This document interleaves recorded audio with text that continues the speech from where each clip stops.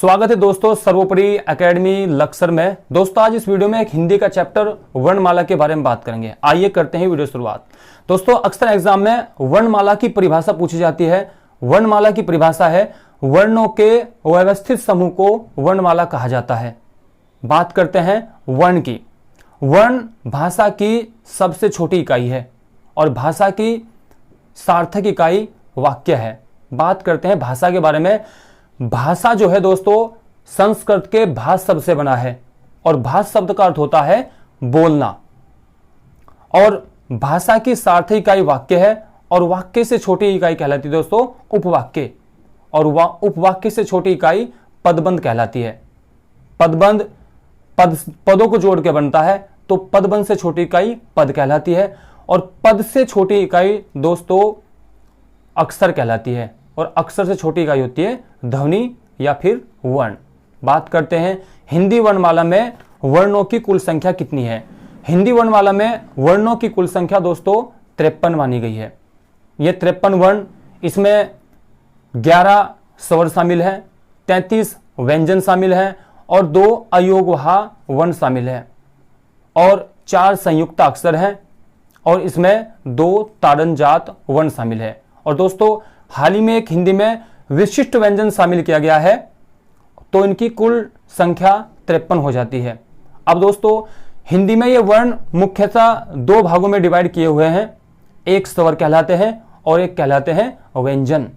हम बात स्वर की करेंगे, स्वर का वर्गीकरण करेंगे और स्वर की परिभाषा।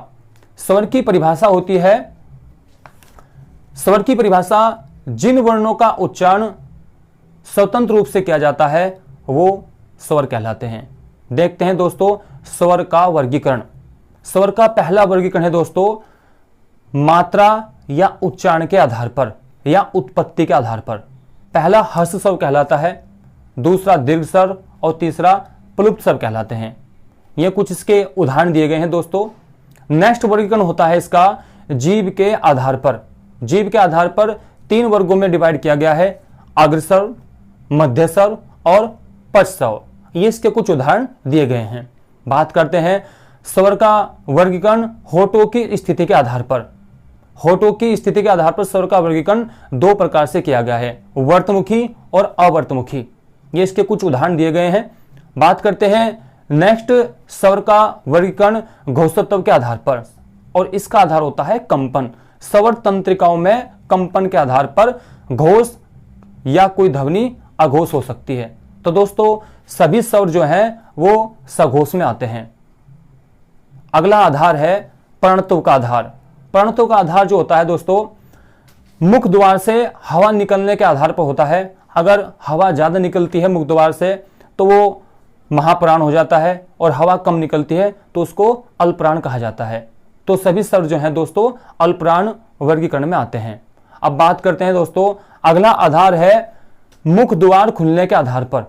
इसमें संवर्त और अर्धसंवर्त, विवर्त और अर्धविवर्त इनका वर्गीकरण होता है। इसके कुछ एग्जाम्पल दिए गए हैं। और बात करते हैं लास्ट वर्गीकरण मुख या नाक से हवा निकलने के आधार पर। तो इसमें एक निर्नुनासिक होता है और एक अनुनासिक होता है। इसके कुछ उदाहरण दिए गए हैं, आप इन्हें चेक कर सकते हैं। नेक्स्ट वीडियो में देखते हैं व्यंजनों का वर्गीकरण।